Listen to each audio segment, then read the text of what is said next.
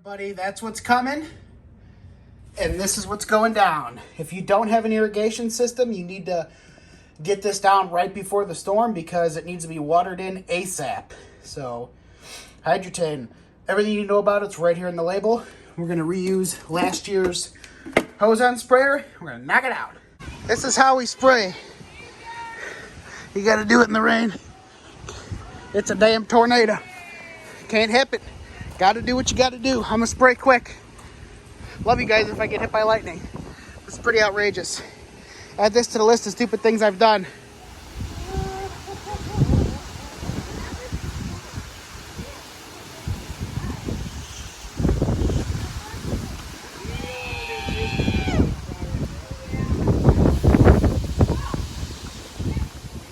Hydretain is supposed to be watered in.